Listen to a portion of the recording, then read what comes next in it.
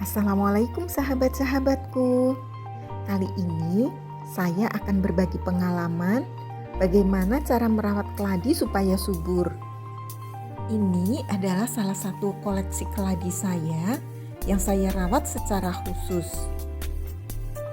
Namanya keladi syaikul atau cat tumpah. Keladi ini termasuk keladi impor dari Thailand. Dengan kecantikan keladi ini, banyak penghobi yang terpesona, sehingga mereka mengadopsi untuk merawatnya.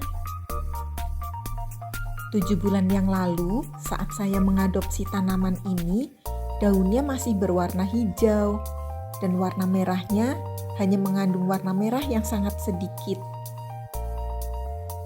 Setelah 7 bulan berlalu, saat ini warna merahnya sudah mulai tampak. Bahkan mendominasi hampir melebihi 50% dari lebar daunnya. Dengan sehatnya keladi ini, daun-daunnya pun tumbuh semakin lebar.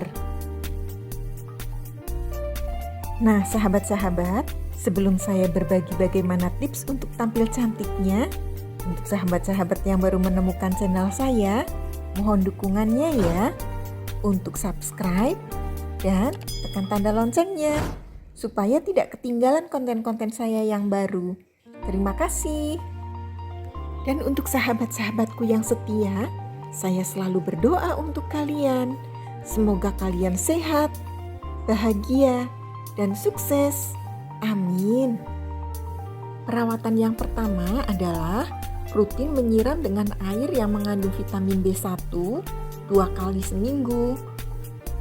Fungsi vitamin B1 dipilih untuk memperlancar proses metabolisme pada tanaman, sehingga semua bagian tanaman tumbuh seimbang.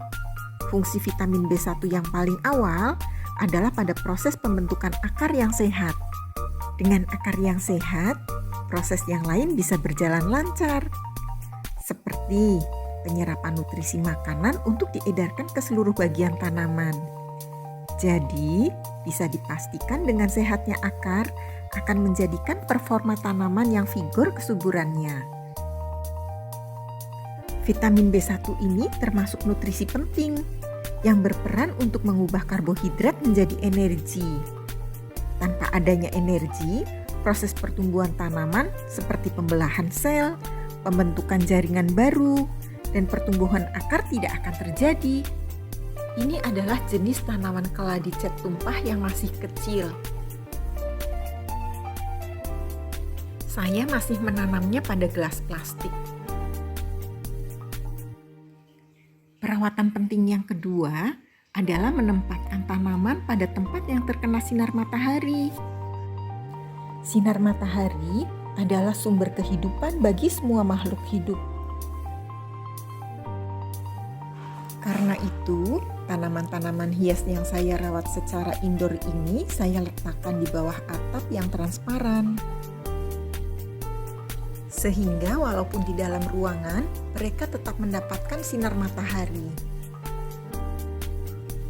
Jadi, ruangan ini adalah ruangan di belakang rumah untuk tempat jemuran yang saya jadikan tempat untuk rekreasi saya. Atapnya dibuat transparan supaya tanaman-tanaman hias saya masih bisa tumbuh dengan baik. Sambil beraktivitas di belakang rumah, masih bisa menikmati indahnya tanaman-tanaman. Agaknya, tanaman-tanaman hias ini cocok dirawat di ruangan ini. Mereka tumbuh dengan subur. Tanaman yang subur karena energinya cukup akan rutin menumbuhkan tunas-tunas daun baru, sehingga tampilannya menjadi rimbun. Seperti jenis-jenis keladi dan aglonema yang saya letakkan di sini. Tunas-tunas daun baru kedua tanaman ini umumnya rutin muncul 2 minggu sekali, sehingga makin rimbun.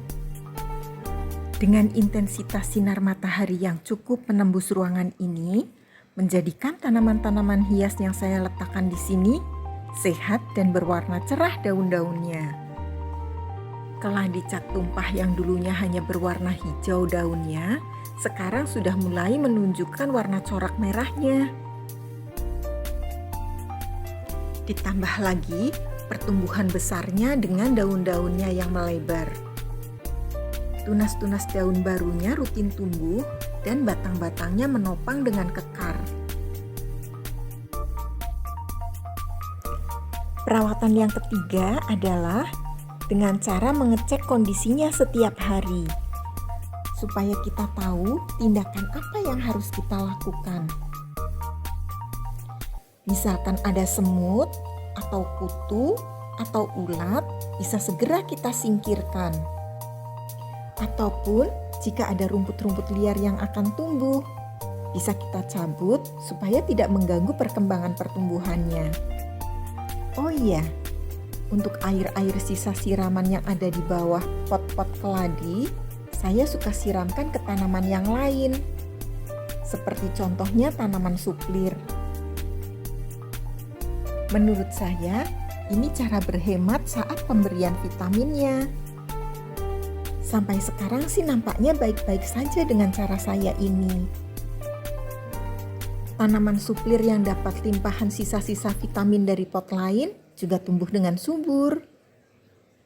Sampai di sini dulu sharing saya hari ini sahabat-sahabatku.